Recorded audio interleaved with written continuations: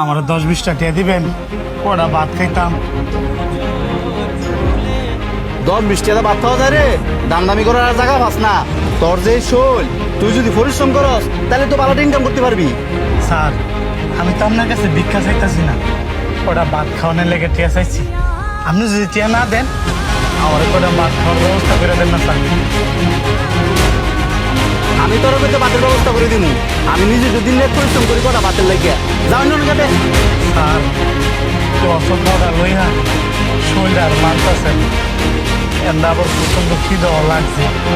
আমি কিন্তু স্যার ভিক্ষা করে খাই না, আমি একজন দিন মজুর। আজকে কোনো কাজ পাই নাই, এ কারণে বাধ্য হয়েছি বাইরের কুদায় আমার কাছে আত্মহত্যা নেই। হ্যাঁ, কাম না করলে ফেটে খাওয়ান যুক্ত না। পৃথিবী বড়ই কঠিন। যা যা গিয়া কাম দিচ্ছে গিয়া। এই যে ভাই, আপনি ওই এদিকে এদিকে।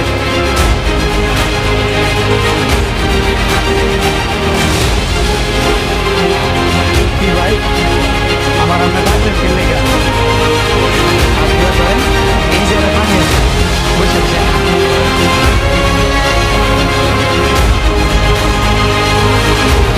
আমি কেমনে খাই?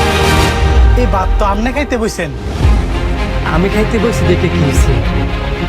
আমার খিদার চেয়ে আপনার খিদাটাই বেশি। ধরেন, তাড়াতাড়ি বয়ে খেয়াল। ভাই, আপনারা জানি কি কমু, আমি নিজেও বুঝতেছি না। আপনার বোঝা লাগতো না, ভাতগুলা খাইয়া আমার লেগে দোয়া করেন, তাই লইব।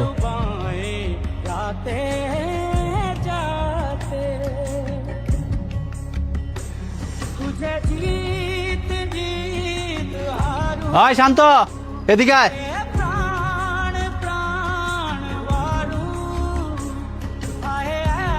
আপনি বৈশা খান, আমি দেখতাছি। জি ছোট সাহেব বলেন। দিন দিন দেয়া যায় জ্বর তুতলায় পড়তাছে। এই যে তুই তোর বাগের খাবার তারেক জন্য দেলাইছস, তোর লাগে কি বাড়ির ভিতরে এক্সট্রা খাবার আনতে তুইছে? না ছোট সাহেব, ওই লোকটা তো আমার চেয়েও ক্ষুধার্ত, এই কারণে আমার বাগের খাবারটা ওই লোকটারে দিয়ে দিচ্ছি। আবার মুখ কথা কস? ভাতগুলো আয় করতে তুই কি ঘরের ভিতরে চাল কিনা তুই যাস? ছোট সাহেব, এত অহংকার ভালো না। আল্লাহ পাক আমনে ঘরে ধন সম্পদ দিছে ঠিকই, কিন্তু মন দিছে না। আমনে ঘরে এত ধন সম্পদ থাকলে কি হইব?